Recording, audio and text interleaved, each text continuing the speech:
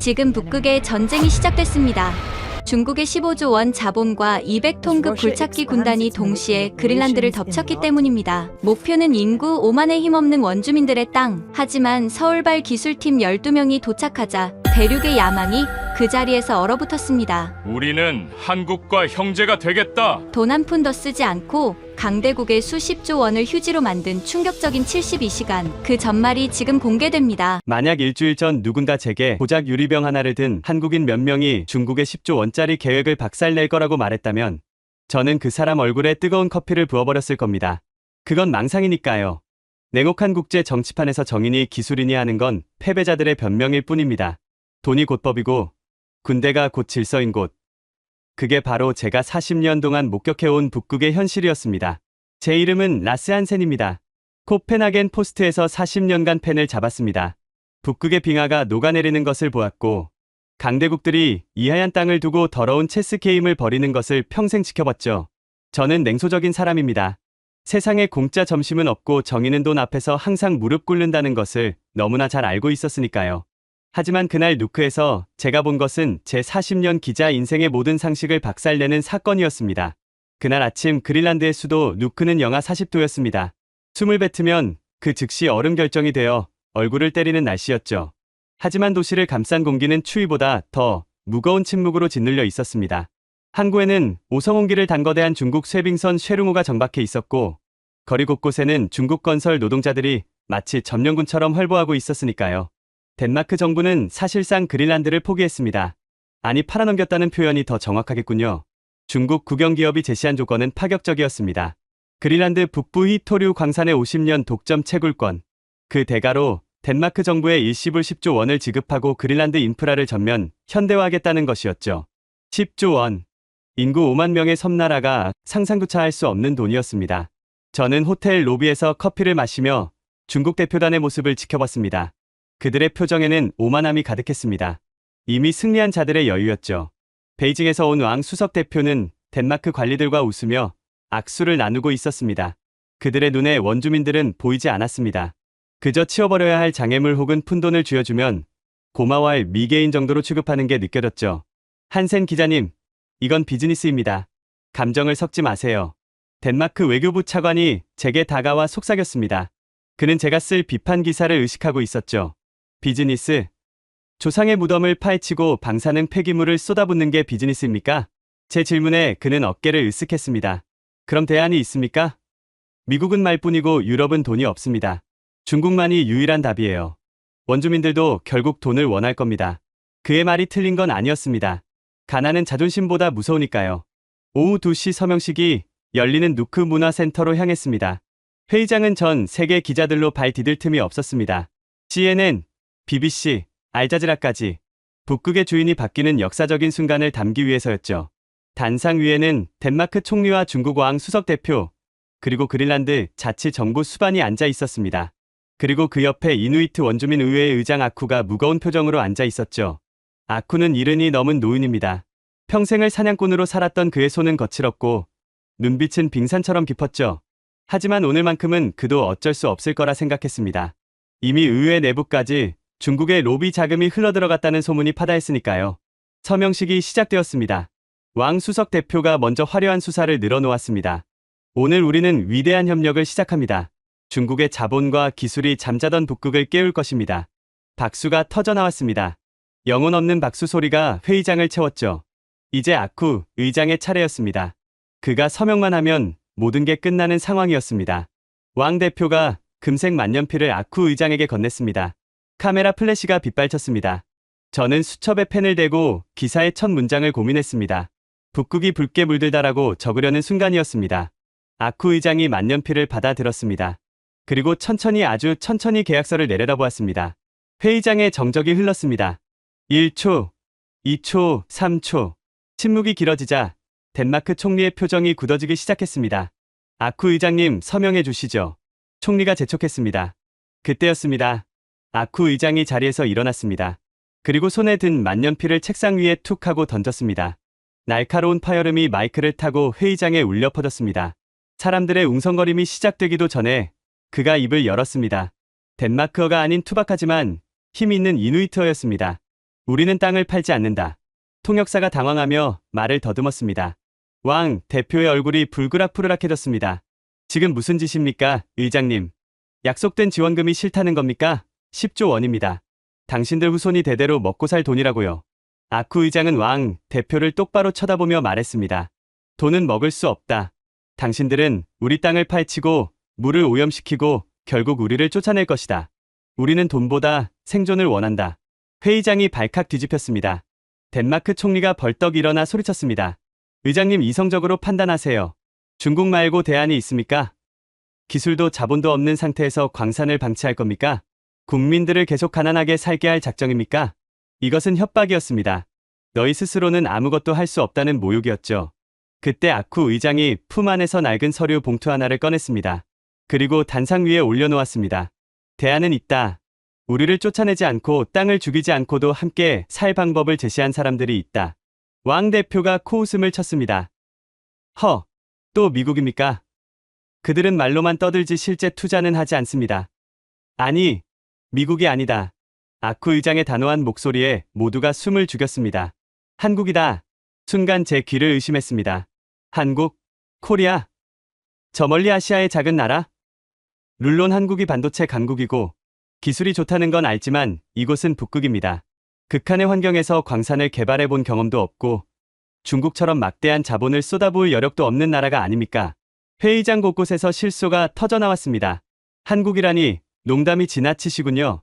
덴마크 총리가 비웃으며 서류 봉투를 집어들었습니다. 봉투 겉면에는 녹색 보고서라는 제목이 적혀 있었습니다. 총리가 건성으로 서류를 넘기기 시작했습니다. 그런데 첫 장을 넘기고 두 번째 장을 넘기던 총리의 손이 멈췄습니다.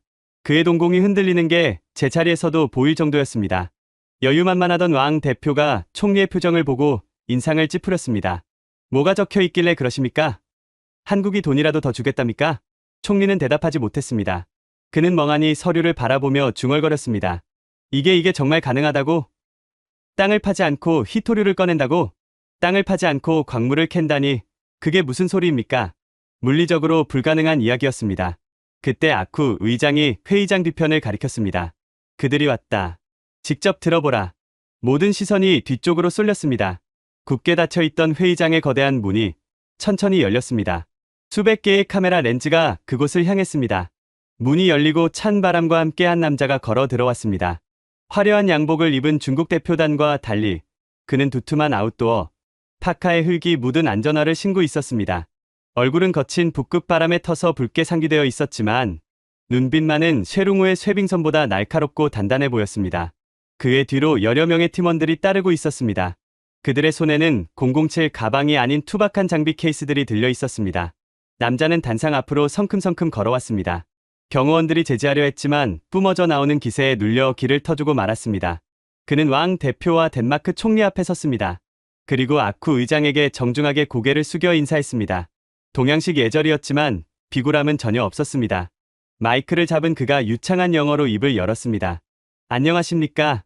대한민국 극지자원연구소 박민준 소장입니다. 저희는 그린란드를 사러 온 것이 아닙니다.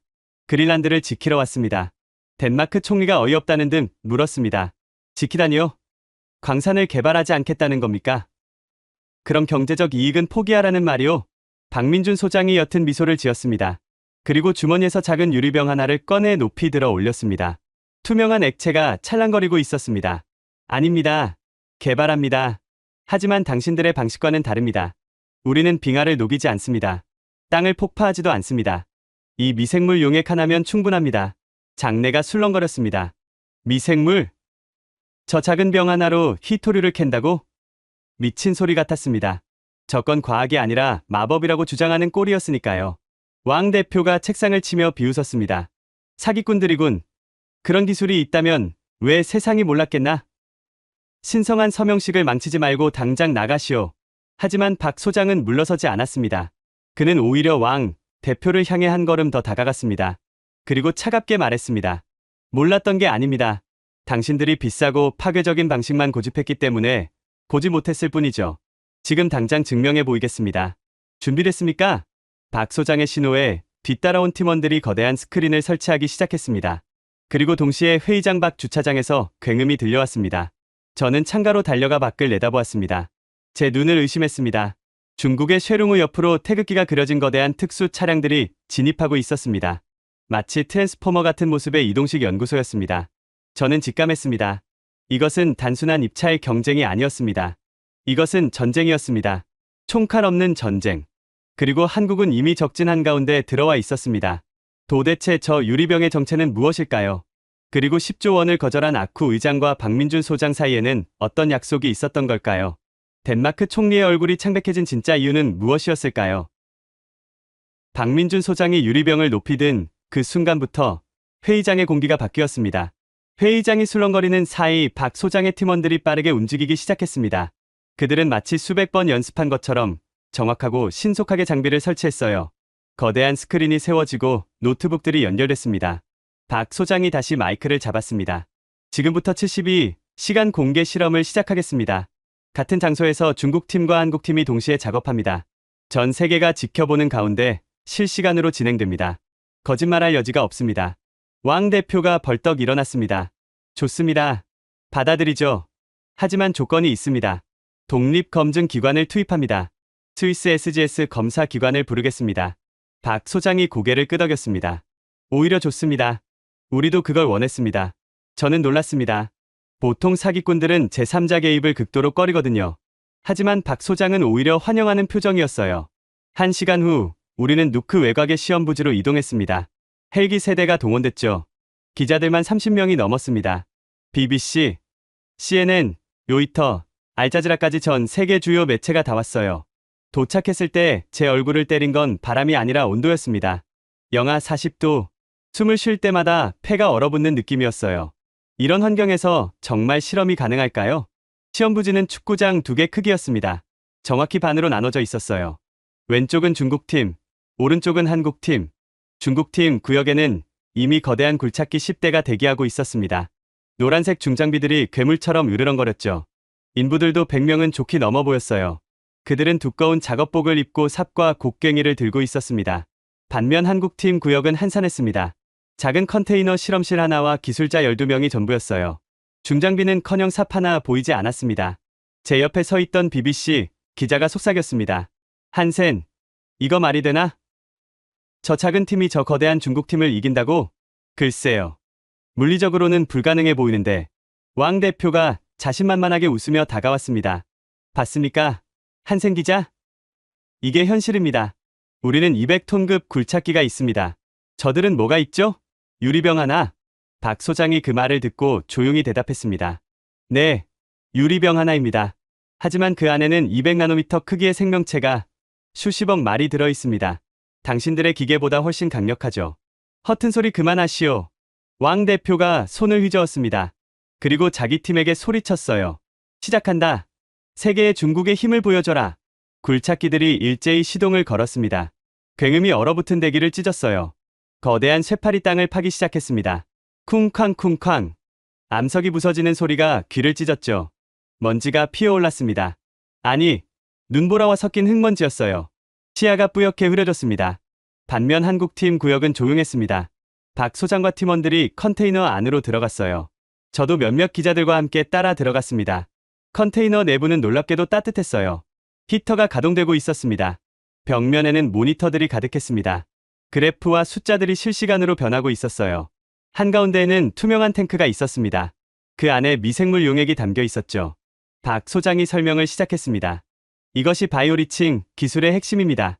남극 세종기지 인근 해저에서 발견한 특수 미생물이에요. 익스트리모필이라고 합니다. 극한 환경에서 사는 생명체죠. 그가 탱크를 가리켰습니다. 이 미생물들은 영하 50도에서도 살 수 있습니다. 그리고 놀라운 특성이 하나 더 있어요. 히토리 원소에만 선택적으로 결합한다는 겁니다. 어떻게 그게 가능하죠? 제가 물었습니다. 미생물 표면에 특수 단백질이 있습니다. 이 단백질이 히토류 이온을 인식하고 붙잡아요. 마치 자석처럼요. 다른 물질은 무시하고 오직 히토류만 골라냅니다. 그래서 땅을 파지 않아도 된다는 건가요? 정확합니다. 우리는 이 용액을 땅속에 주입합니다. 이 생물들이 암석 틈새로 들어가 히토류를 찾아냅니다. 그리고 결합한 채로 다시 올라옵니다. 땅은 그대로 둔 채로요. 믿기 힘든 이야기였습니다. 하지만 박 소장의 눈빛에는 거짓이 없어 보였어요. 10년 걸렸습니다. 이 기술을 완성하는데 말이죠. 처음에는 실험실에서 시작했어요. 그 다음은 제주도 해안, 그리고 남극 세종기지. 마지막으로 몽골 고비 사막에서 시험했습니다. 성공률은 얼마나 됩니까? 98%입니다. 그것도 극한 환경에서요. 박 소장이 컴퓨터 키보드를 두드렸습니다. 화면에 그래프가 나타났어요. 지금부터 주입을 시작합니다. 이 모든 과정이 생중계됩니다. 전 세계가 지켜보고 있어요. 속일 수 없습니다. 그는 빨간 버튼을 눌렀습니다. 땅속으로 가는 파이프를 통해 미생물 용액이 천천히 주입되기 시작했어요. 모니터의 숫자들이 변하기 시작했습니다. 주입량 100리터, 깊이 15m, 온도 영하 20도, 미생물 활성도 정상. 팀원 한 명이 수치를 읽어 내려갔습니다. 중국팀을 보러 갔죠. 그쪽은 완전히 다른 세상이었습니다. 굴착기들이 미친 듯이 땅을 파헤치고 있었어요. 인부들이 쇠망치로 암석을 깨고 있었습니다. 그들은 산성 용액으로 암석을 녹이고 있었습니다. 더 빨리! 24시간 안에 100톤은 파내야 한다. 그는 저를 보더니 비웃었습니다. 땀과 기계와 화학이죠. 미생물 같은 동화는 통하지 않아요. 중국팀은 100톤의 암석을 굴착했습니다. 그 중에서 화학 처리를 통해 히토류를 추출하기 시작했어요. 거대한 탱크에서 거품이 부글부글 끓고 있었습니다. 반면 한국팀은 여전히 조용했습니다. 기자들이 수군거리기 시작했습니다. 역시 안 되는 거 아냐? 미생물이 얼어 죽은 거 아닐까? 한국이 너무 오버한 거야. 저도 불안했습니다. 혹시 박 소장이 너무 자신감이 넘친 건 아닐까? 그날 밤 컨테이너를 다시 찾았습니다. 박 소장은 여전히 모니터 앞에 앉아 있었어요. 소장님, 정말 작동하고 있는 겁니까? 아무 변화도 안 보이는데요. 그가 피곤한 얼굴로 웃었습니다. 보이지 않는다고 일어나지 않는 건 아닙니다. 한생 기자님. 지금 이 순간에도 수십억 마리의 미생물이 땅속에서 일하고 있어요. 암석 틈새를 헤집고 다니며 히토류를 찾고 있죠. 하지만 중국은 파괴하고 있습니다. 저는 고개를 저었습니다. 파괴는 빠릅니다. 하지만 지속 가능하지 않아요. 하지만 영원히 할 수 있어요. 땅을 죽이지 않으니까요. 그의 말에는 확신이 있었습니다. 48시간째가 됐습니다. 중국팀은 300톤을 굴착했습니다. 현장은 이미 거대한 구덩이가 됐어요. 폐수가 웅덩이에 고여 있었습니다. 검은색 액체였죠. 독한 화학 약품 냄새가 진동했습니다. 그들은 첫 번째 추출에 성공했습니다. 50kg의 히토류를 얻었어요. 왕 대표가 의기양양하게 기자회견을 열었습니다. 봤습니까? 이것이 현실입니다. 50kg입니다. 한국은 뭘 얻었죠? 아무것도 없습니다. 박수가 터져나왔습니다. 중국 측 인원들의 박수였죠. 저는 한국팀 컨테이너로 달려갔습니다. 박 소장은 여전히 침착했어요. 소장님, 이러다 정말 지는 거 아닙니까? 그가 모니터를 가리켰습니다. 여기 보십시오. 미생물 농도가 올라가고 있습니다. 24시간만 더 기다려 주십시오. 여론은 결과를 봐야 바뀝니다. 저는 결과를 보여드릴 겁니다. 그날 밤 사건이 터졌습니다. 새벽 3시쯤이었어요. 컨테이너 경보음이 울렸습니다. 거기서 경비가 소리쳤습니다. 그들은 도망쳤죠. 그들 중 둘이 중국팀 기술자였거든요. 왕 대표는 시치미를 뗐어요. 우리와 무관합니다. 그들이 개인적으로 한 행동이죠. 증거가 있습니까? 내가 지시했다는 증거가? 박 소장은 더 이상 따지지 않았습니다. 대신 조용히 말했어요. 좋습니다. 우리는 계속하겠습니다. 방해해도 소용없어요. 이미 시작됐으니까. 그는 독립 발전기를 가동시켰습니다. 그리고 경비를 2배로 늘렸어요. 72시간째 새벽이 밝았습니다. 전 세계 기자들이 다시 모였습니다. 최종 결과 발표 시간이었죠. 중국팀이 먼저 발표했습니다. 총 500톤 굴착, 히토류 50kg 추출, 순도 60%. 박수가 나왔습니다. 나쁘지 않은 성적이었어요. 이제 한국팀 차례였습니다. 박 소장이 단상에 올라갔습니다. 그의 손에는 투명한 비커가 들려 있었어요. 연한 노란색 액체가 담겨 있었습니다. 이것이 72시간의 결과입니다. 사람들이 웅성거렸습니다. 저건 그냥 물 아닌가? 스위스 SGS 검사기관에 의뢰하겠습니다. 독립 검증을 받겠습니다. 30분이 지났습니다. 검증관이 나왔어요. 그의 손에는 결과 보고서가 들려 있었습니다. 검증관이 마이크를 잡았습니다. 그의 목소리가 떨렸어요. 믿을 수 없습니다만 결과를 발표하겠습니다. 전체가 숨을 죽였습니다. 추출량 80kg, 순도 99.7%, 환경 영향 제로, 토양 오염 제로, 대기 오염 제로, 침묵이 흘렀습니다. 그리고 폭발했습니다. 이게 대체 어떻게 된 겁니까? 왕 대표가 소리쳤습니다. 조작입니다. 재검증을 요구합니다. 하지만 전 세계가 다 지켜봤습니다. 72시간 내내 생중계됐어요. 조작할 여지가 없었죠. 저는 그 순간 깨달았습니다. 불가능은 없다는 것을, 작은 것이 큰 것을 이길 수 있다는 것을, 진심이 돈을 이길 수 있다는 것을. 하지만 이것은 시작일 뿐이었습니다. 진짜 전쟁은 지금부터였으니까요. 결과 발표가 끝나자 왕 대표는 얼굴이 새하얗게 질린 채 현장을 빠져나갔습니다. 그의 뒤를 따라 중국 기술자들이 황급히 짐을 쌌어요. 패배를 인정하는 모습이었죠. 하지만 저는 알고 있었습니다. 중국이 이렇게 쉽게 포기할 리 없다는 거요. 40년간 국제 무대를 취재하며 배운 게 하나 있다면 강대국은 절대 조용히 물러서지 않는다는 겁니다. 그날 밤 제 예감이 맞았습니다. 호텔로 돌아온 저는 노트북을 열었어요. 이메일이 한 통 와 있었습니다. 발신자는 익명이었죠. 제목은 간단했습니다. 한국 기술의 진실. 첨부 파일을 열었습니다. 그 안에는 수십 장의 문서가 들어있었어요. 겉보기엔 기술 보고서 같았습니다. 내용을 읽어내려가면서 저는 미간을 찌푸렸습니다. 이건 명백한 가짜 문서였어요. 한국 미생물 기술이 장기적으로 토양을 산성화시킨다는 둥, 지하수를 오염시킨다는 둥, 근거 없는 주장들이 가득했습니다. 누가 이런 걸 보냈을까요? 물론 뻔했죠. 다음날 아침 상황이 급변했습니다. 중국 관영 매체들이 일제히 보도를 쏟아냈어요. 신화통신, 인민일보, 환구시보 모두 같은 논조였습니다. 한국 바이오 기술 미검증 위험 논란, 그린란드 지하수 오염 우려 제기, 성급한 도입은 재앙 초래할 수 있어. 동시에 유럽 쪽에서도 의문이 제기되기 시작했어요. 익명의 환경단체라는 곳에서 성명을 냈습니다. 철저한 환경 영향 평가 없이 신기술을 도입하는 것은 위험하다. 그린란드의 취약한 생태계가 파괴될 수 있다. 표면적으로는 환경을 걱정하는 것처럼 보였어요. 하지만 저는 알았습니다. 이게 조직적인 여론 공작이라는 거요. 박 소장에게 연락했습니다. 소장님, 지금 상황 보셨습니까? 중국이 여론 공작을 시작했어요. 그의 목소리는 침착했습니다. 예상했습니다. 그들이 조용히 물러설 리 없죠. 하지만 우리는 준비돼 있습니다. 어떻게요? 데이터입니다. 우리는 10년간의 실험 데이터를 모두 가지고 있어요. 남극, 몽골, 제주도 모든 곳에서의 장기 추적 조사 결과가 있습니다. 오늘 오후에 전격 공개하겠습니다. 오후 3시 박 소장이 기자회견을 열었습니다. 장소는 누크 대학 강당이었어요. 300명이 넘는 청중이 모였습니다. 기자들뿐 아니라 그린란드 주민들, 환경활동가들, 과학자들까지 와 있었죠. 박 소장이 스크린을 켰습니다. 제기된 의문에 대해 명확히 답변하겠습니다. 먼저 남극 세종기지 데이터입니다. 화면에 그래프가 나타났어요. 이것은 6년 전부터 현재까지의 토양 산도 변화입니다. 보시다시피 변화가 없습니다. 오히려 미세하게 개선됐어요. 다음 슬라이드로 넘어갔습니다.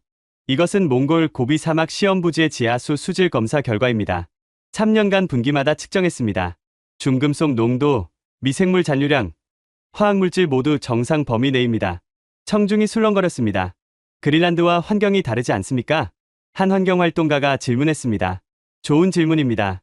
그래서 우리는 그린란드에서도 사전 테스트를 했습니다. 작년부터 1년간 소규모 실험을 진행했어요. 그 데이터도 공개하겠습니다. 새로운 자료가 화면에 떴습니다. 그린란드 남부 나르사크 지역에서 진행한 파일럿 프로젝트 결과입니다. 환경부, 대학 연구팀, 독립감사기관이 모두 참여했습니다. 결론은 명확합니다. 환경 영향 없음. 그는 두꺼운 보고서를 들어 올렸습니다. 이 모든 자료는 지금 즉시 온라인에 공개합니다. 누구나 다운로드해서 검증할 수 있습니다. 숨길 게 없으니까요. 저는 감탄했습니다. 이렇게 철저하게 준비한 팀은 처음 봤어요. 하지만 중국은 물러서지 않았습니다. 이틀 후 더 큰 압박이 시작됐습니다. 경제 압박이었죠. 덴마크 정부의 비공식 통보가 왔습니다. 중국 측 메시지는 명확했어요. 한국과 계약하면 덴마크 제품의 중국 수입을 전면 재검토하겠다. 레고, 칼스버그, 노보 노디스크 같은 덴마크 대표 기업들이 타격을 입을 수밖에 없는 상황이었습니다. 실제로 중국 세관에서 덴마크 제품들의 통관이 지연되기 시작했어요. 코펜하겐에서 긴급 연락이 왔습니다.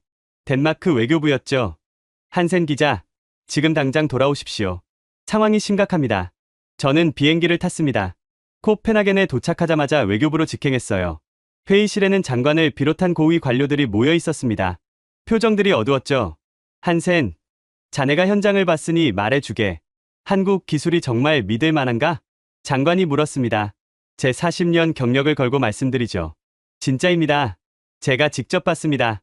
하지만 중국이 압박하고 있네. 경제 보복을 하겠다는 거야.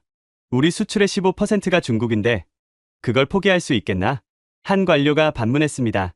저는 한숨을 쉬었습니다. 결국 돈 문제로 돌아가는 거였어요. 장관님, 질문 하나 하겠습니다. 10년 후를 보십니까? 아니면 내년 선거를 보십니까? 장관이 움찔했습니다. 무슨 뜻인가? 중국 눈치를 보면 당장은 편할 겁니다. 하지만 10년 후에는 어떻게 될까요? 한국이 북극 자원기술의 표준이 됐을 때 우리는 어디 서 있을까요? 구경꾼으로 서 있을 겁니다. 회의실이 조용해졌습니다. 그날 밤 그린란드로 돌아가는 비행기에서 저는 생각했습니다. 기술 전쟁은 끝났지만 정치 전쟁은 이제 시작이구나. 누크에 도착하자 박 소장이 공항에 나와 있었습니다. 한센 기자님, 기다리고 있었습니다. 무슨 일입니까? 아쿠 의장님이 큰 결정을 하셨습니다. 내일 원주민 부족 대표 전원회의를 소집했어요. 그린란드 역사상 최대 규모입니다. 무슨 결정을 하려는 겁니까? 박 소장이 진지하게 대답했습니다. 최종 선택입니다. 중국의 10조 원이냐, 한국의 기술이냐, 그린란드의 미래를 결정하는 투표를 할 겁니다. 저는 가슴이 두근거렸습니다. 드디어 결정의 순간이 온 거였죠. 승산이 있습니까? 모릅니다. 하지만 저는 그들을 믿습니다. 그들의 지혜를요. 다음날 아침 눈보라가 몰아쳤습니다. 하지만 놀랍게도 그린란드 전역에서 부족 대표들이 누크로 모여들었어요. 18개 부족 대표 60명이 한자리에 모인 겁니다. 일부는 개썰매를 타고 일부는 헬기를 타고 왔죠. 영하 40도의 눈보라를 뚫고 온 그들의 얼굴에는 결연함이 가득했습니다. 회의가 시작되기 직전 왕 대표가 나타났습니다. 그의 손에는 서류 가방이 들려 있었어요. 마지막 제안입니다. 그가 서류를 펼쳤습니다. 15조 원으로 올립니다. 그리고 그린란드 자치정부에 매년 1조 원씩 지원금을 주겠습니다. 20년간 말입니다. 엄청난 금액이었습니다. 거절하기 힘든 제안이었죠. 하지만 아쿠 의장은 서류를 보지도 않았습니다. 우리의 결정을 지켜보십시오. 회의장 문이 닫혔습니다. 저를 포함한 모든 외부인이 밖으로 나왔어요. 부족 대표들만의 회의가 시작된 겁니다. 기다림이 시작됐습니다. 1시간, 2시간, 3시간이 지났죠. 왕 대표는 초조하게 복도를 서성였습니다. 박 소장은 조용히 창밖을 바라보고 있었어요. 저는 박 소장 옆에 섰습니다. 떨리지 않습니까? 떨립니다. 하지만 후회는 없어요. 우리는 최선을 다했으니까요. 5시간이 지났을 때 회의장 문이 열렸습니다. 아쿠 의장이 나왔습니다. 그의 얼굴에는 미소가 있었어요. 모두가 숨을 죽이고 기다렸습니다. 의장이 입을 열었습니다. 우리는 결정했습니다. 그가 잠시 멈췄습니다. 침을 한 번 삼켰죠. 이 한순간이 천년의 가치를 지닌 결정의 순간이었습니다. 회의장 밖 복도에서 우리는 숨죽이고 기다렸습니다. 그리고 마침내 아쿠 의장의 목소리가 복도에 울려 퍼졌습니다. 18개 부족 대표 만장일치로 그가 잠시 멈췄습니다. 침을 한 번 삼켰죠.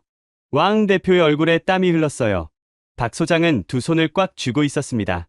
대한민국과 함께하기로 결정했습니다. 순간 시간이 멈춘 것 같았습니다. 왕 대표가 비틀거렸어요. 그는 벽을 짚으며 중얼거렸습니다. 미친 짓이야. 15조 원을 거절하다니. 반면 박 소장의 눈에는 눈물이 고였습니다. 그는 아쿠 의장 앞으로 다가가 깊이 고개를 숙였어요. 감사합니다. 믿어주셔서. 아쿠 의장이 그의 어깨를 잡았습니다. 고마워할 건 우리입니다. 당신들이 우리에게 선택권을 줬어요. 돈의 노예가 아니라 땅의 주인으로 설 수 있게 해줬죠. 저는 그 장면을 지켜보며 뭉클했습니다. 40년 기자 생활에서 본 가장 아름다운 순간이었어요. 왕 대표가 휘청거리며 떠났습니다. 그의 뒤를 따라 중국 대표단이 황급히 짐을 쌌죠. 그들은 그날 밤 마지막 비행기로 그린란드를 떠났습니다. 다음날 아침 본격적인 계약 체결이 시작됐습니다. 장소는 그린란드 자치정부 청사대회의실이었어요. 한쪽에는 그린란드 대표단이, 다른 한쪽에는 한국 대표단이 앉았습니다. 박 소장 옆에는 서울에서 급파된 한국 정부 대표들이 있었어요. 산업부 장관, 외교부 차관, 그리고 극지연구소 이사장까지 왔습니다. 계약서가 공개됐습니다. 저는 허락을 받고 내용을 볼 수 있었어요. 첫 페이지를 넘기는 순간 저는 눈을 의심했습니다.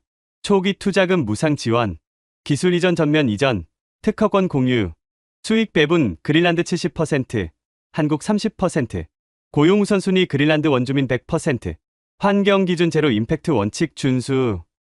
믿을 수 없는 조건이었습니다. 이건 동업이 아니라 거의 기부 수준이었어요. 저는 한국 산업부 장관에게 물었습니다. 장관님, 이 조건으로 한국이 이익을 볼 수 있습니까? 너무 일방적인 거 아닙니까? 장관이 웃으며 대답했습니다. 한센 기자님은 이익을 너무 좁게 보시는군요. 우리는 돈보다 중요한 걸 얻습니다. 신뢰를요. 그리고 북극 시장의 문을 여는 열쇠를 얻는 거죠. 하지만 단기적으로는 손해 아닙니까? 한국은 70년 전 세계에서 가장 가난한 나라였습니다. 지금은 경제 10위권입니다. 어떻게 가능했을까요? 세계가 우리를 도와줬기 때문입니다. 이제 우리가 돌려줄 차례죠. 저는 고개를 끄덕였습니다. 이제 이해가 됐어요. 이건 단순한 비즈니스가 아니었습니다. 철학이었죠. 계약서 서명이 진행됐습니다. 아쿠 의장이 떨리는 손으로 펜을 들었어요. 70년을 살아온 그의 손이 지금처럼 떨린 적은 없을 거예요. 이것은 우리 후손들을 위한 서명입니다. 그가 천천히 이름을 썼습니다. 이누이트어 이름이었죠. 다음은 박 소장 차례였습니다. 그도 긴장한 표정이었어요. 저는 약속을 지키겠습니다. 제 모든 것을 걸고요. 두 사람이 서명을 마치고 악수했습니다. 플래시가 터졌어요. 역사적인 순간이었습니다. 하지만 진짜 역사는 그 다음 주부터 시작됐습니다. 한국에서 본격적인 지원팀이 도착했어요. 50명 규모의 기술자, 교육자, 의료진이었습니다. 그들이 가져온 장비를 보고 저는 놀랐습니다. 이동식 실험실, 교육용 컨테이너, 심지어 병원 장비까지 있었어요. 이거 다 무상인 겁니까? 제가 박 소장에게 물었습니다. 계약서에 써 있지 않습니까? 초기 투자는 우리가 부담합니다. 총 얼마나 드는 겁니까? 500억 원 정도 될 겁니다. 하지만 걱정 마세요. 한국 정부와 민간 기업들이 공동 출자했어요. 삼성, LG, SK, 현대 모두 참여했습니다. 저는 감탄했습니다. 한국의 대기업들이 이익 없이 투자한다는 게 믿어지지 않았거든요. 왜 기업들이 손해를 감수합니까? 손해가 아닙니다. 미래에 대한 투자죠. 북극 시장은 이제 막 열리고 있어요. 우리가 여기서 성공하면 노르웨이, 캐나다, 러시아 모두 우리 기술을 원할 겁니다. 그게 진짜 이익이죠. 장기적 안목이었습니다. 단기 이익이 아니라 10년, 20년 후를 보는 전략이었어요. 본격적인 교육이 시작됐습니다. 첫 교육생은 20명이었어요. 모두 그린란드 청년들이었습니다. 나이는 18살부터 30살까지 다양했죠. 그중 한 명이 말리크였습니다. 25살의 이누이트 청년이었어요. 그는 고등학교를 졸업하고 일자리를 찾지 못해 3년간 실업 상태였습니다. 첫 수업 시간에 저도 참관했습니다. 박 소장이 직접 강의를 시작했어요. 여러분은 앞으로 3개월간 집중 교육을 받게 됩니다. 미생물 배양, 샘플 채취, 데이터 분석, 장비 운영 모든 걸 배울 거예요. 말리크가 손을 들었습니다. 저는 대학도 안 나왔는데 할 수 있을까요? 박 소장이 미소 지었습니다. 한국에도 그런 청년들이 많았어요. 70년 전에는 배고픈 게 일상이었고 학교도 제대로 없었죠. 하지만 배우려는 의지가 있으면 됩니다. 우리가 처음부터 끝까지 가르쳐 드릴게요. 교육은 생각보다 빨리 진행됐습니다. 이틀 만에 말리크는 현미경으로 미생물을 관찰하고 있었어요. 일주일 후에는 간단한 샘플 채취를 혼자서 할 수 있게 됐죠. 놀랍지 않습니까? 박 소장이 제게 말했습니다. 그들은 배울 능력이 충분해요. 단지 기회가 없었을 뿐이죠. 우리는 기회를 준 겁니다. 한 달 후 첫 번째 실전 투입이 있었습니다. 누크에서 100km 떨어진 곳에 새로운 시험 부지가 선정됐어요. 이번엔 교육생들이 직접 참여하는 프로젝트였습니다. 말리크가 팀장으로 선발됐어요. 그의 팀원은 5명, 모두 그린란드 청년들이었습니다. 긴장되니? 엄청 떨려요. 이제 말리크 팀이 할 일은 미생물 용액을 주입하고 72시간 동안 모니터링하는 거였어요. 박 소장은 뒤에서 지켜만 봤습니다. 지금은 그들이 배울 시간입니다. 첫날은 순조로웠습니다. 펌프 압력이 갑자기 떨어진 겁니다. 소장님, 어떻게 해야 하죠? 박 소장은 대답하지 않았습니다. 대신 물었어요. 교육 때 배운 거 기억나니? 말리크가 고개를 끄덕이고 매뉴얼을 펼쳤습니다. 그는 문제 해결 순서를 따라 하나씩 점검했어요. 15분 후 그가 외쳤습니다. 찾았어요. 필터가 막혔네요. 그는 필터를 교체했고 펌프가 다시 정상 작동했습니다. 박 소장이 웃으며 어깨를 두드렸어요. 봤지? 너가 해낸 거야. 말리크의 눈이 반짝였습니다. 자신감이 생긴 얼굴이었어요. 72시간 후 결과가 나왔습니다.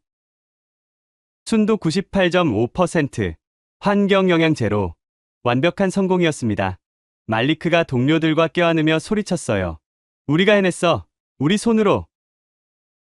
이것이 진짜 변화였어요. 그들이 스스로 할 수 있게 된 거였죠. 그날 저녁 축하 파티가 열렸습니다. 그린란드 전통 음식과 한국 음식이 함께 차려졌어요. 박 소장이 잔을 들었습니다. 오늘 우리는 증명했습니다. 함께하면 할 수 있다는 거요. 여러분은 이제 기술자입니다. 그린란드의 미래를 책임질 주인공이에요. 아쿠 의장도 일어났습니다. 70년을 살았지만 이런 날은 처음입니다. 우리 젊은이들이 웃고 있어요. 희망을 이야기하고 있죠. 고맙습니다. 한국. 잔이 부딪히는 소리가 울렸습니다. 저는 그 순간 깨달았습니다. 이건 단순히 기술 이전이 아니었어요. 존엄의 회복이었습니다. 그들은 구걸하는 자가 아니라 당당한 파트너가 된 거였죠. 하지만 기쁨도 잠시. 다음날 충격적인 소식이 전해졌습니다. 베이징에서 긴급 성명이 발표됐어요. 한국의 그린란드 진출은 북극 질서를 교란하는 행위다. 중국은 모든 수단을 동원해 대응할 것이다. 베이징의 성명이 나온 지 48시간 만에 첫 타격이 왔습니다. 하지만 모두가 알았습니다. 이게 보복이라는 거요. 같은 날 덴마크산 돼지고기의 중국 통관이 전면 중단됐습니다. 이유는 검역 기준 미달. 말도 안 되는 핑계였어요. 산업계 대표들이 정부에 압력을 넣기 시작한 거예요. 이러다 우리 다 망한다. 중국 시장을 잃으면 수천 개 일자리가 사라진다. 각 부처 장관들이 긴급 회의를 반복하고 있었죠. 제가 아는 외교부 차관을 붙잡았습니다. 그가 한숨을 쉬었어요. 세 단계요. 이 단계는요. 정치 압박입니다. 3단계는요. 차관이 목소리를 낮췄습니다. 군사적 시위입니다. 중국 해군이 북극해에서 대규모 훈련을 할 거래요. 그린란드 근처에서요. 저는 소름이 돋았습니다. 정부는 어떻게 대응할 겁니까? 그게 문제죠. 총리가 흔들리고 있어요. 그날 저녁 저는 총리와 단독 면담 기회를 얻었습니다. 어깨가 축 처져 있었습니다. 한센, 자네는 어떻게 생각하나? 내가 잘못 판단한 건가? 무엇을요? 한국을 선택한 거 말이야. 10조 원을 거절하고 중국을 적으로 만든 게 맞는 선택이었나? 저는 잠시 생각했습니다. 40년 기자로 살면서 정치인에게 조언한 적은 거의 없었어요. 하지만 이번만은 달랐습니다. 총리님, 질문 하나 하겠습니다. 총리님은 손자가 있으시죠? 그렇네. 5살짜리 손자가 있지. 20년 후 그 손자가 물어볼 겁니다. 할아버지는 덴마크를 위해 무엇을 했느냐고요. 그때 뭐라고 대답하시겠습니까? 중국 돈 때문에 굴복했다고 하시겠어요? 총리가 고개를 돌렸습니다. 그의 눈이 흔들렸어요. 하지만 지금 당장 국민들이 고통받고 있네. 단기적으로는 그렇습니다. 하지만 우리가 버티면 세계가 볼 겁니다. 작은 나라도 원칙을 지킬 수 있다는 거요. 그게 장기적으로는 더 큰 이익이 됩니다. 총리가 깊은 한숨을 쉬었어요. 쉬운 선택은 아니지만 자네 말이 맞을지도 모르겠네. 다음날 총리가 기자회견을 열었습니다. 덴마크는 중국의 압박에 굴복하지 않을 것입니다. 우리는 그린란드 원주민들과 한국의 파트너십을 지지합니다. 단기적 경제적 손실은 감수하겠습니다. 중국의 반응은 즉각적이었습니다. 다음날 베이징에서 러시아 외무장관과 중국 외교부장이 공동 기자회견을 열었어요. 덴마크의 결정은 북극의 평화를 위협한다. 우리는 공동 대응을 검토하고 있다. 동시에 유럽연합 회원국들에게 비공식 서한이 돌았습니다. 중국과 러시아가 함께 보낸 거였죠. 덴마크를 지지하는 국가는 경제적 결과를 감수해야 할 것이다. 노골적인 협박이었습니다. 며칠 동안 유럽이 흔들렸습니다. 독일, 프랑스, 이탈리아 등 주요 국가들이 침묵했어요. 중국과의 교역량이 워낙 크니까 섣불리 입장을 밝히기 어려웠던 거죠. 그린란드 현장에서는 다른 방식의 압박이 시작됐습니다. 정체불명의 단체들이 나타나기 시작했어요. 그들은 환경단체를 자칭했지만 수상한 점이 많았습니다. 한국 미생물 기술은 검증되지 않았다. 그린란드가 시험주가 되고 있다. 그들은 피켓을 들고 시위를 벌였어요. 그런데 이상한 점은 시위대 대부분이 그린란드 사람이 아니었다는 겁니다. 중국어를 쓰는 사람들도 섞여 있었어요. 박 소장이 제게 보여준 자료가 있었습니다. 한센 기자님, 이것 좀 보세요. 저 환경 단체의 자금 출처를 추적했어요. 어디서 나온 겁니까? 홍콩에 있는 페이퍼 컴퍼니입니다. 그리고 그 뒤에는 중국 국영기업이 있군요. 정확합니다. 이건 조직적인 여론 공작이에요. 저는 이 내용을 기사로 썼습니다. 증거와 함께 상세히 보도했죠. 반응은 뜨거웠습니다. 유럽 주요 언론들이 일제히 후속 보도를 했어요. 중국의 그린란드 여론 조작 의혹, 가짜 환경 단체의 실체, 여론이 조금씩 바뀌기 시작했습니다. 중국의 압박이 너무 노골적이었거든요. 오히려 역효과가 난 거예요. 그러던 중 예상치 못한 곳에서 지원이 왔습니다. 미국이었습니다. 워싱턴에서 국무장관이 성명을 발표했어요. 미국은 덴마크와 그린란드의 주권적 결정을 전폭 지지한다. 우리는 동맹을 지킨다. 중국의 경제적 협박은 용납할 수 없다. 구체적인 지원책도 발표됐습니다. 덴마크 기업의 대중국 수출 손실분을 미국 시장에 흡수하겠다. 레고, 칼스버그 등 주요 기업의 미국 시장 진입을 전폭 지원한다. 게임 체인저였습니다. 며칠 후 캐나다, 영국, 일본이 차례로 동참했어요. 덴마크를 고립시키려던 중국의 계획이 무너진 거였죠. 더 놀라운 일이 일어났습니다. 유럽연합 집회위원회가 긴급 성명을 냈어요. 유럽연합은 회원국에 대한 경제적 협박을 결코 용인하지 않는다.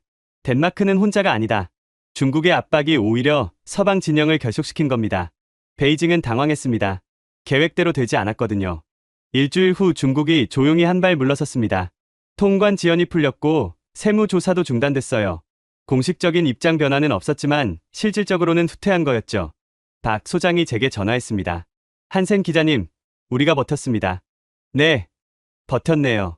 하지만 이게 끝일까요? 모르죠. 하지만 한 가지는 확실합니다. 우리가 혼자가 아니라는 거요. 저는 고개를 끄덕였습니다. 정말 그랬어요. 한국도, 덴마크도, 그린란드도 혼자가 아니었습니다. 원칙을 지키려는 나라들이 함께 서 있었어요. 그날 밤 누크 호텔방에서 저는 기사를 썼습니다. 제목은 이렇게 잡았어요. 작은 나라들의 연대, 거대한 압박을 이기다. 40년 기자 생활에서 가장 보람이 있는 기사였습니다. 중국의 압박이 잠잠해진 후 일주일이 지났습니다. 그린란드는 조용했어요. 하지만 그 조용함 속에서 뭔가 큰 일이 준비되고 있었습니다. 아쿠 의장이 저를 불렀어요. 그의 집으로 초대받은 건 처음이었습니다. 그의 집은 누크 외곽 언덕에 있었어요. 작은 목조 주택이었죠. 내부는 소박했지만 따뜻했습니다. 벽난로에 불이 타오르고 있었어요. 차 한잔 하시죠. 아쿠가 전통차를 내왔습니다. 허브 향이 났어요. 무슨 일로 부르셨습니까? 한센 기자님, 당신은 40년간 이 일을 했다고 했죠? 네, 그렇습니다. 그럼 많은 걸 받겠군요. 돈이 이기는 순간들을요. 저는 고개를 끄덕였습니다. 대부분 그랬습니다. 솔직히 말하면 저는 돈이 항상 이긴다고 믿었어요. 이번에도 그럴 거라 생각했고요. 하지만 틀렸죠? 네, 완전히 틀렸습니다. 아쿠가 창밖을 바라봤습니다. 눈 덮인 산이 보였어요. 저 산을 보십시오. 우리 조상들은 1000년 넘게 저 산에서 사냥했습니다. 겨울이면 얼어 죽고 여름이면 굶주렸죠. 하지만 포기하지 않았어요. 왜일까요? 저는 대답하지 못했습니다. 땅이 있었으니까요. 비록 가혹하지만 우리 땅이었습니다. 돈은 쓰면 없어지지만 땅은 영원합니다. 그의 말에 무게가 있었습니다. 중국이 15조 원을 제시했을 때 솔직히 흔들렸습니다. 그 돈이면 우리 모두 편하게 살 수 있거든요. 하지만 박 소장을 만나고 생각이 바뀌었어요. 무엇 때문에요? 그의 눈을 봤습니다. 거짓이 없었어요. 그는 진심으로 우리를 도우려 했습니다. 돈을 벌려고가 아니라 함께 살려고 왔던 거죠. 아쿠가 일어나 선반에서 낡은 사진 한 장을 꺼냈습니다. 제 아버지입니다. 이분도 사냥꾼이었죠. 돌아가시기 전에 제게 이렇게 말씀하셨어요. 땅을 지켜라. 그게 우리가 후손에게 줄 수 있는 유일한 것이다. 사진 속 노인의 얼굴은 주름투성이었지만 눈빛만은 살아있었습니다. 저는 그 약속을 지키려고 합니다. 한국이 그 방법을 알려줬어요. 다음날 특별한 행사가 열렸습니다. 그린란드 전통 의식이었어요. 히비통이라고 부르는 부족회의였죠. 누크 중심가 광장에 18개 부족 대표들이 모였습니다. 그리고 놀랍게도 박 소장과 한국팀 전원도 초대받았어요. 광장 중앙에 큰 모닥불이 피워졌습니다. 영하 30도였지만 불 주변은 따뜻했어요. 아쿠가 부족어로 연설을 시작했습니다. 통역이 귓속말로 번역해줬어요. 형제 자매 여러분, 오늘 우리는 새로운 가족을 맞이합니다. 먼 땅에서 온 형제들입니다. 그가 박 소장을 가리켰습니다. 이들은 우리에게 돈을 주지 않았습니다. 대신 더 귀한 걸 줬죠. 희망을요. 우리가 스스로 설 수 있다는 희망을 줬습니다. 부족 대표들이 박수를 쳤습니다. 아쿠가 계속 말했어요. 오늘부터 그들은 우리 부족의 일원입니다. 이누이트 이름을 드리겠습니다. 박 소장이 앞으로 나왔습니다. 그는 긴장한 표정이었어요. 아쿠가 그의 어깨에 손을 얹었습니다. 당신의 이름은 아닝학입니다. 우리말로 땅을 치유하는 잘 아는 뜻이죠. 박 소장의 눈에 눈물이 고였습니다. 감사합니다. 이 이름을 평생 자랑스럽게 간직하겠습니다. 다른 한국팀 멤버들도 차례로 이름을 받았어요. 모두 의미 있는 이름들이었습니다. 의식이 끝나고 축제가 시작됐습니다. 그린란드 전통 음식과 한국 음식이 함께 차려졌어요. 물개고기와 삼겹살, 고래기름과 김치가 한 상에 올랐죠. 말리크가 소주 한 병을 들고 왔습니다. 소장님, 이거 한국 술이죠? 가르쳐 주세요. 박 소장이 웃으며 소주를 따랐어요. 자, 이렇게 마시는 거야. 원샷. 말리크가 단숨에 들이켰습니다. 그리고 기침했어요. 으악! 독하네요. 다들 웃음을 터뜨렸습니다. 저도 한 잔 받았어요. 영하 30도의 추위 속에서 마시는 소주는 특별했습니다. 한센 기자님, 박 소장이 제 옆에 앉았습니다. 이 모든 걸 기록해 주셔서 감사합니다.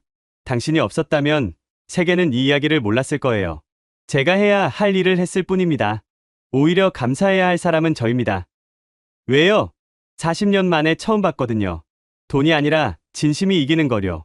덕분에 제 냉소가 깨졌습니다. 박 소장이 잔을 들었습니다. 그럼 우리의 새로운 시작을 위해 잔이 부딪혔습니다. 그날 밤 특별한 공연이 있었습니다. 그린란드 청년들이 준비한 거였어요. 그들은 전통북을 치며 노래를 불렀습니다. 이누이트 고유의 목소리 노래였죠. 그런데 놀라운 일이 일어났습니다. 공연 중간에 한국 노래가 흘러나온 거예요. K-팝이었습니다. 말리크와 그의 친구들이 무대에 올라왔어요. 그들은 완벽한 칼군무를 선보였습니다. 어떻게 이렇게 잘 춰요? 제가 옆에 있던 청년에게 물었습니다. 유튜브로 배웠어요. 우리 K-팝 정말 좋아해요. BTS, 블랙핑크 다 알아요. 공연이 끝나자 박수가 터졌습니다. 아쿠가 무대에 올라가 마이크를 잡았어요. 오늘 보신 것처럼 우리는 변하고 있습니다. 하지만 우리의 정체성을 잃지 않습니다. 전통과 새로운 것이 함께 갈 수 있어요. 한국이 그걸 보여줬습니다. 그날 밤 호텔로 돌아가는 길에 저는 생각했습니다.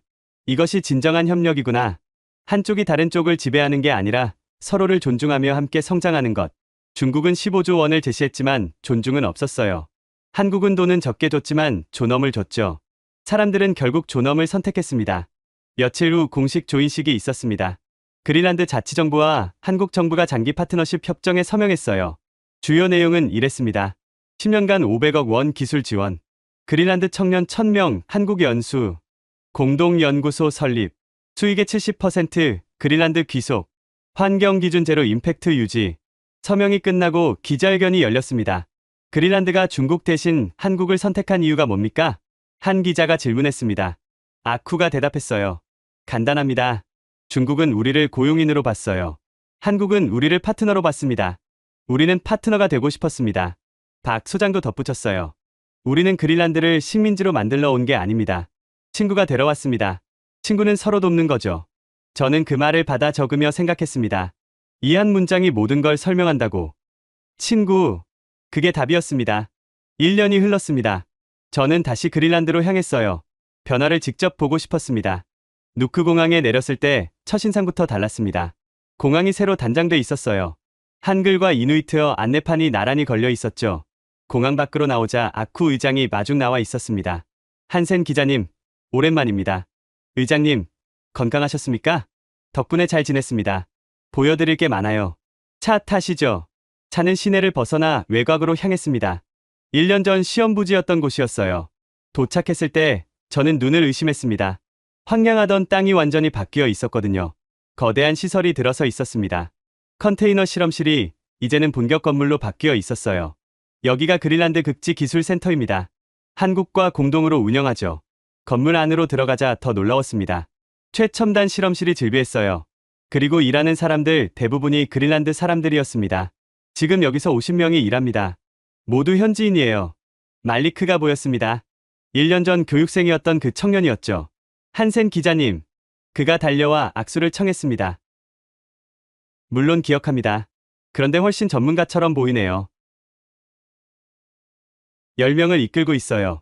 그리고 다음 달에 한국 가요. 3개월 추가 연수를 받습니다. 한국어도 배우고 있습니까? 물론이죠. 그가 자기 사무실로 안내했어요. 벽에 한글 포스터가 붙어 있었습니다. 저희 팀 모두 한국어 공부해요. 채굴 현장으로 갔습니다. 1년 전과는 비교할 수 없을 정도로 규모가 컸어요. 하루 생산량이 얼마나 됩니까? 100kg입니다. 순도는 99% 이상이고요. 환경 영향은 여전히 제로예요. 그가 태블릿을 보여줬습니다. 매일 토양, 수질, 대기를 측정합니다. 코펜하겐 대학과 한국극지연구소가 공동으로 감시하죠. 모든 데이터는 실시간 공개됩니다. 투명성이 인상적이었어요. 수익은 어떻습니까? 작년에 100억 원 벌었어요. 올해는 300억 예상합니다. 70%가 그린란드 몫이니까 저희가 200억 넘게 받는 거죠. 놀라운 숫자였습니다. 교육센터를 방문했습니다. 거기엔 100명이 넘는 학생들이 있었어요. 나이는 15살부터 30살까지 다양했습니다. 한 교실에서 수업이 진행 중이었어요. 놀랍게도 강사가 그린란드 사람이었습니다. 이분이 누구죠? 사라입니다. 이제는 선생님이 됐죠. 한국에서 6개월 연수받고 돌아왔습니다. 사라가 유창한 한국어로 설명하고 있었어요. 이것이 미생물 배양 과정입니다. 온도는 섭씨 4도를 유지해야 해요. 학생들이 열심히 받아 적었습니다. 선생님, 한국어로 뭐라고 합니까? 한 학생이 물었어요. 미생물 배양. 발음해 볼까요? 미생물 배양. 미생물 배양. 학생들이 따라했습니다. 저는 감동했습니다. 기술뿐 아니라 언어까지 전수되고 있었어요. 점심시간이었습니다. 구내 식당에 갔어요. 메뉴가 흥미로웠습니다. 그린란드 전통 음식과 한국 음식이 함께 있었거든요. 물개 스튜와 김치찌개, 고래고기와 불고기가 나란히 놓였죠. 말리크가 추천했습니다. 이거 드셔보세요. 물개 김치찌개예요. 우리가 만든 퓨전 요리죠. 맛을 봤습니다. 놀랍게도 잘 어울렸어요. 맛있네요. 우리 미래 같죠? 점심 후 마을로 갔습니다. 1년 전엔 없던 마을이었습니다. 모두 센터에서 일하는 사람들과 가족이에요. 학교도 있고 병원도 있어요. 마을 중심에 한국식 정자가 있었습니다. 태극, 문양이 새겨져 있었어요. 저게 뭡니까? 우정의 정자라고 불러요. 정자 안에 노인 몇 명이 앉아 있었습니다. 그들은 한국 장기를 두고 있었어요. 어르신들, 장기를 어떻게 아세요? 박 소장님이 가르쳐줬어요. 재밌어요. 우리도 비슷한 게임이 있거든요. 마을을 걷다 작은 가게를 발견했습니다. 간판에 한글이 써 있었어요. 들어가 보니 한국 제품들이 가득했습니다. 라면, 김치, 고추장, 심지어 소주까지 있었어요. 주인이 반갑게 맞았습니다. 어서 오세요. 한국 사람이세요? 아, 한생 기자님이시군요. 소문 들었어요. 네, 맞습니다. 감사합니다. 덕분에 세상이 우리를 알게 됐어요. 그날 저녁 특별한 행사가 있었습니다. 기술센터 1주년 기념식이었어요. 박 소장도 그린란드에 와 있었습니다. 그는 이제 절반은 그린란드에서 살고 있었어요. 소장님, 1년 동안 어떠셨습니까? 꿈 같았습니다. 불가능해 보였던 게 현실이 됐으니까요. 후회는 없으십니까? 한국에 계시면 더 편했을 텐데요. 그가 고개를 저었어요. 이게 제 꿈이었습니다. 기술로 세상을 바꾸는 것. 여기서 그 꿈을 이루고 있어요. 기념식이 시작됐습니다. 아쿠 의장이 연단에 올랐어요. 1년 전 우리는 선택했습니다. 10조 원 대신 희망을 택했죠. 오늘 그 선택이 옳았음을 증명합니다. 그가 스크린을 가리켰습니다. 일자리 300개 창출, 평균 소득 2배 증가, 청년 실업률 반으로 감소, 환경 지표 모두 개선. 이것이 1년의 결과입니다. 하지만 더 중요한 건 따로 있어요. 그가 청중을 바라봤습니다. 우리 젊은이들의 눈빛이 달라졌습니다. 희망을 품었어요. 이제 그린란드를 떠나지 않아도 미래가 있다는 걸 알게 됐죠. 박수가 터졌습니다. 박 소장이 다음 순서였어요. 저는 약속했습니다. 그린란드를 지키겠다고요. 1년간 그 약속을 지키려 노력했습니다. 앞으로도 계속하겠습니다. 그가 깊이 고개를 숙였어요. 감사합니다. 저를 믿어주셔서. 기념식 후 작은 파티가 있었습니다. 말리크가 제게 다가왔어요. 기자님, 제 약혼녀를 소개하고 싶어요. 젊은 여성이 함께 있었습니다. 안녕하세요. 저는 이나예요. 교육센터 교사입니다. 축하합니다. 언제 결혼하십니까? 내년 봄이요. 그리고 신혼여행으로 한국 갈 거예요. 말리크가 자랑스럽게 말했습니다. 서울도 가고 제주도도 가요. 박 소장님이 추천해 주셨어요. 저는 미소 지었습니다. 1년 전만 해도 실업자였던 청년이 이제는 약혼하고 한국 여행을 계획하고 있었어요. 이게 진짜 변화였습니다. 그린란드를 떠나기 전날 밤이었습니다. 박 소장이 저를 특별한 곳으로 안내했어요. 누크 외곽 언덕이었습니다. 여기가 어디입니까? 제가 가장 좋아하는 곳이에요. 여기 앉으면 그린란드 전체가 보입니다. 정말 그랬어요. 눈 덮인 산, 얼어붙은 바다, 작은 마을의 불빛이 한눈에 들어왔습니다. 우리는 나란히 앉았어요. 하늘에는 별이 가득했습니다.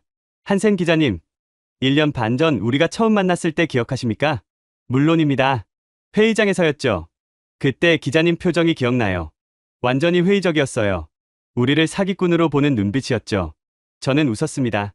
인정합니다. 정말 그랬어요. 하지만 지금은요. 저는 잠시 생각했습니다. 지금은 제가 틀렸다는 걸 압니다. 무엇에 대해요? 모든 것에 대해서요. 저는 깊이 숨을 들이쉬었습니다. 40년간 저는 세상을 봤습니다. 전쟁, 기아, 부패, 배신 모든 걸 취재했어요. 그러면서 확신하게 됐죠. 세상은 더러운 곳이고 돈이 모든 걸 지배한다고요. 그런데요. 당신들이 그 확신을 박살냈습니다. 박 소장이 조용히 들었습니다. 저는 늘 냉소적이었어요. 누가 선한 일을 한다고 하면 뒤에 숨은 이익을 찾았죠. 누가 도와준다고 하면 함정을 의심했어요. 그게 제 생존 방식이었습니다. 이제는 알아요. 진심도 존재한다는 거려. 이익 없이 돕는 사람도 있다는 거려. 작은 나라도 큰 변화를 만들 수 있다는 거려. 당신들이 가르쳐줬어요. 세상이 아직 살만한 곳이라는 거려. 박 소장의 눈에도 눈물이 맺혔습니다. 저도 배웠습니다, 기자님. 기록의 힘을요. 당신이 없었다면 이 이야기는 묻혔을 거예요. 세계는 몰랐을 겁니다. 제가 한 건 쓰는 것뿐입니다. 그게 얼마나 중요한지 아십니까? 진실을 기록하는 것. 그게 세상을 바꿉니다. 우리는 한참 말없이 앉아 있었습니다. 별빛 아래 그린란드는 평화로웠습니다. 기자님, 마지막 질문 하나 해도 될까요? 물론입니다. 40년 기자 생활에서 가장 보람 있던 순간이 언제였습니까? 저는 생각할 필요도 없었어요. 지금입니다. 이 순간이요. 왜요? 저는 늘 문제만 보도했어요. 전쟁, 재난, 부패. 하지만 이번엔 달랐습니다. 해법을 보도했어요. 저는 박 소장을 바라봤습니다. 당신 덕분입니다. 당신들이 보여준 것 때문에 저는 마지막 기사를 희망으로 쓸 수 있게 됐어요. 마지막이요? 네. 저는 은퇴합니다. 이 기사를 마지막으로요. 박 소장이 놀란 표정을 지었어요. 왜요? 아직 쓸 이야기가 많은데요. 40년이면 충분합니다. 그리고 이보다 좋은 엔딩은 없어요. 저는 하늘을 올려다봤습니다. 제 마지막 기사 제목은 이렇게 할 겁니다. 냉소가 무너진 순간, 그린란드에서 본 희망. 다음날 아침 공항으로 가는 길이었습니다. 아쿠 의장이 배우 나왔어요. 떠나신다니 아쉽습니다. 또 올 겁니다. 약속하죠. 기다리겠습니다. 그리고 이거 받으세요. 그가 작은 상자를 건넸습니다. 열어보니 이누이트 전통 부적이었어요. 이건 행운의 부적입니다. 여행자를 지켜주죠. 감사합니다. 소중히 간직하겠습니다. 공항 게이트를 지나며 뒤돌아봤습니다. 박 소장과 아쿠 의장이 손을 흔들고 있었어요. 말리크도 함께 있었습니다. 저는 마지막으로 손을 흔들었습니다. 그리고 걸어 들어갔죠. 비행기가 이륙했습니다. 창밖으로 그린란드가 점점 작아졌어요. 하얀 눈으로 덮인 땅. 하지만 그 아래에는 희망이 싹트고 있었습니다. 코펜하겐에 도착해서 마지막 기사를 쓰기 시작했습니다. 키보드를 두드리는 손가락이 떨렸어요. 40년 만에 처음 느끼는 감정이었습니다. 설렘. 2시간 만에 기사가 완성됐습니다. 제목은 냉소가 무너진 순간. 그린란드에서 본 희망. 부제는 40년 기자가 마지막으로 전하는 이야기. 기사 마지막 문단은 이렇게 썼습니다. 40년간 저는 세상의 어두운 면만 봤습니다. 그것이 현실이라고 믿었죠. 하지만 틀렸습니다. 빛도 존재했습니다. 그린란드의 얼음 위에서 한국이라는 나라가 그 빛을 보여줬습니다. 10조 원보다 강한 것이 있었습니다. 진심이었습니다. 군대보다 강한 것이 있었습니다. 기술과 존중이었습니다. 이것이 제 마지막 기사입니다. 하지만 가장 아름다운 기사입니다. 희망으로 끝낼 수 있어서 행복합니다. 기사를 송고했습니다. 다음날 아침 폴리티켄 일면에 실렸어요. 반응은 폭발적이었습니다. 독자들의 댓글이 수천 개 달렸어요. 40년 감사했습니다. 마지막까지 최고였어요. 냉소주의자가 희망을 말하다니 이게 진짜 뉴스네요.